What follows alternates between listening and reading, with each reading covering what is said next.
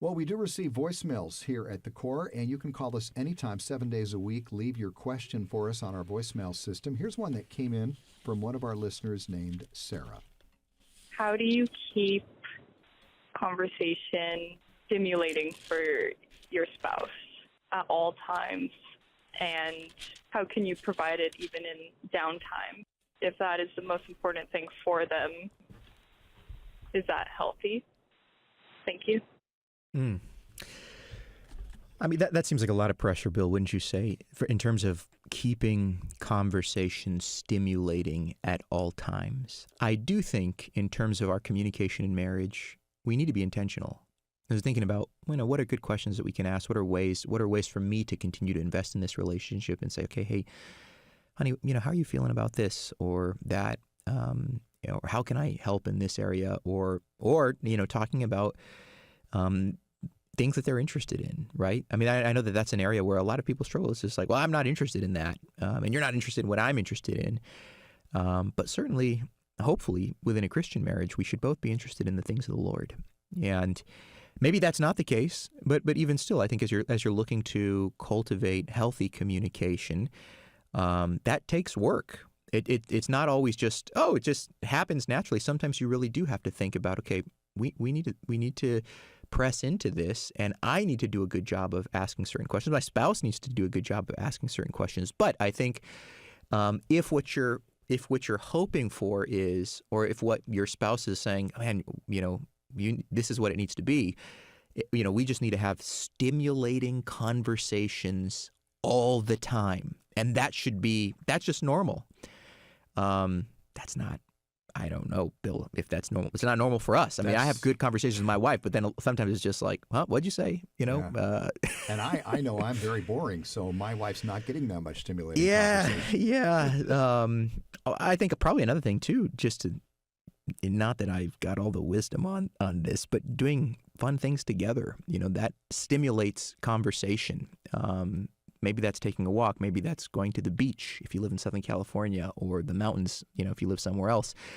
But doing things together, those are all ways to think about, okay, how can we be engaged with each other? And let me just say, marriage, if you think that marriage is one of those things where it's like, naturally it just is super easy. I mean, that's not to say that for some people, and I feel this way, like, man, we're blessed. I love being married. My wife and I have a wonderful relationship. We have great conversations. But even there, it's not like every conversation is this stimulating conversation. It doesn't have to be. This is not normal life. Sometimes you talk about what you're getting at Costco. That's actually pretty stimulating to me. I love Costco. So, but it's interesting. It's interesting to think about this in the context of a relationship with the Lord too, because a lot of people are looking for that constant spiritual stimulation. Like, my Christian life, if it's healthy, I used to be on fire for Jesus. And now, I'm not as stimulated. And they feel like it's the ordinary Christian life is this blazing fire 24/7.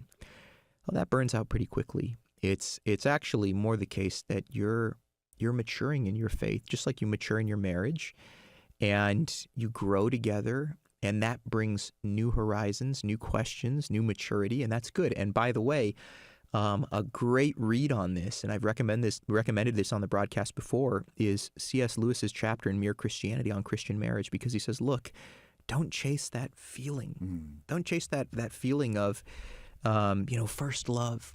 So many people, they chase after that. They have it for a while, and then it goes away, and they think, okay, this isn't working anymore. I need to find somebody else. And then they get it for a second, and then same thing. It's this terrible process. They never allow themselves to mature in love.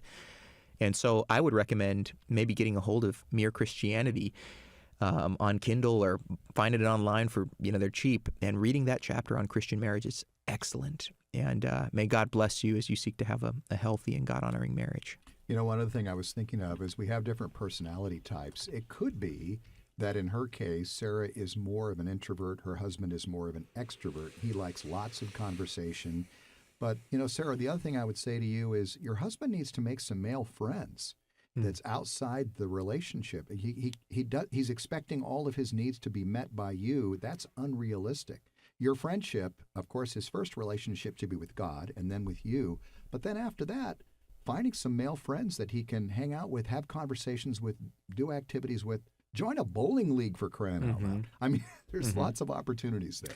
Yes. Now, the other side of that, which I think, and I've seen this before, where it's like, male friends are my excuse to avoid my wife. Oh yeah. Bad news too there. So yeah, there's something about having healthy relationships, and you can't view your spouse as like, you have to be the source of everything for me. There's a kind of subtle idolatry there.